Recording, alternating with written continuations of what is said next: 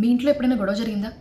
మీరు అరుస్తూ గట్టిగా మాట్లాడుతూ ఒక విషయంలో క్లారిఫికేషన్ కావాలి అని అడుగుతున్నా ఎదుటి వ్యక్తి సైలెంట్గా ఏం మాట్లాడకుండా ఉన్నారనుకోండి, ఇంకా కోపం పెరిగిందా? కారణం ఏంటో తెలుసా? సైకాలజీ ప్రకారం సపోజ్ ఎదుటి వ్యక్తి గట్టిగా మాట్లాడుతూ షౌట్ చేస్తున్నారనుకోండి, అప్పుడు మన బ్రెయిన్ ఏం చేస్తుందంటే అమిగ్డాలా అనే ఎమోషనల్ సెంటర్ని ట్రిగ్గర్ చేస్తుంది. మీరు డూ ఆర్ డై అనే సిచ్యువేషన్ గురించి విని ఉంటారు కదా, మన బ్రెయిన్ ఏం ట్రిగ్గర్ చేస్తుందంటే ఫైట్ ఆర్ ఫైట్.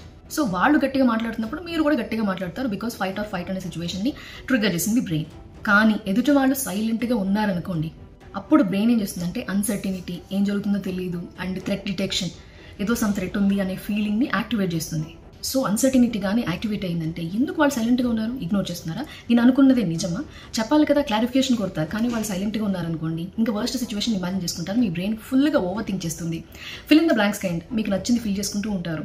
అండ్ ఆ పర్సన్ సైలెంట్గా ఉన్న వాళ్ళు సైలెంట్గానే ఉంటారు, కానీ ఈ పర్సన్ ఈ ఓవర్ థింక్ చేసినంత మాట్లాడుతూ ఉంటారు. ఇంటి పక్కన వాళ్ళు కూడా చెప్తూ ఉంటారు కదా బేసిక్గా, ఈ పర్సన్ సైలెంటేనండి, ఆ పర్సన్ ఎప్పుడు అరుస్తూ గట్టిగా మాట్లాడుతూనే ఉంటారు అని. ఎందుకు? జస్ట్ బికాస్ దట్ పర్సన్ సైలెంట్గా ఉన్నారు, వీళ్ళు ఎక్కువగా ఓవర్ థింక్ చేస్తూ వీళ్ళకి కోపం పెరిగిపోతూ ఉంటుంది అనమాట. సో అది రీజన్. బేసిక్గా సైకాలజీ ప్రకారం మనుషులు ఎక్కువగా భయపడేది అన్సర్టినిటీ, ఏం జరుగుతుందో తెలియకపోవడం, దీని గురించి ఎక్కువగా భయపడుతుంటారట. వర్బల్ యాంగర్ కంటే సైలెన్స్ వల్లే యాంగ్జైటీ అండ్ స్ట్రెస్ ఎక్కువగా ఉంటుందంట.